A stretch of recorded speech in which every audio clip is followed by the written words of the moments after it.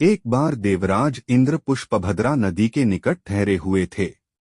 वहां चारों ओर दूर दूर तक कोई मनुष्य न रहता था। कुछ था तो बस सुंदर सुंदर फूल और हरे भरे वृक्ष। इंद्र वहीं घूम रहे थे। तभी वहां से महर्षि दुर्वासा अपने शिष्यों के साथ वहां से जा रहे थे। इंद्रदेव उन्हें देखते ही नतमस्तक हो गए। ये देखकर महर्षि दुर्वासा अत्यंत प्रसन्न हुए।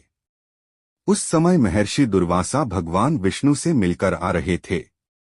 जहां प्रभु नारायण ने महर्षि दुर्वासा को एक फूल दिया था, वही फूल उन्होंने इंद्रदेव को दे दिया और उन्हें बताया कि ये फूल जिसके भी माथे पर सुशोभित होगा, वह हर जगह विजयी रहेगा। संसार उसकी सबसे पहले पूजा करेगा।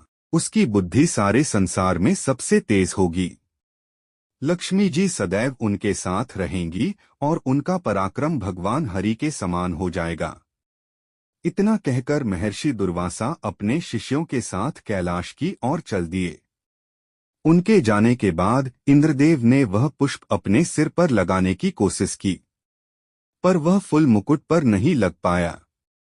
वहां से इंद्रदेव फूल हाथ में पकड़े जंगल में आगे बढ़ने लगे।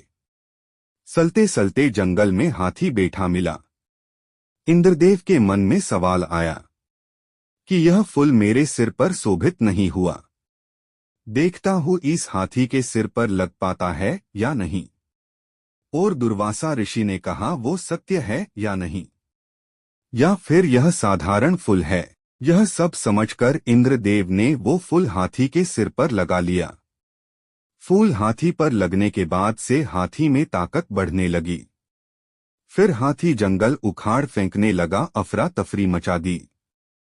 इंद्रदेव ने बहुत प्रयास किया उस हाथी को रोकने का, परंतु विफल रहे, क्योंकि अब वह हाथी महातेजस्वी हो चुका था। इंद्रदेव ने हाथी को वहीं छोड़ दिया और जंगल में आगे चले गए। थोड़ा आगे जाके इंद्रदेव को एक हथिनी मिली। हथिनी ने हाथी को देखा तो हाथी का तेज देखकर वह हाथिनी उस हाथी की ओर आकर्षित हो गई। ये सब देख उस हाथी को अपने ऊपर अभिमान हो गया। उसके बाद वह जंगल के सभी जानवरों को तंग करने लगा और पेड़ पौधे उखाड़कर फेंकने लगा।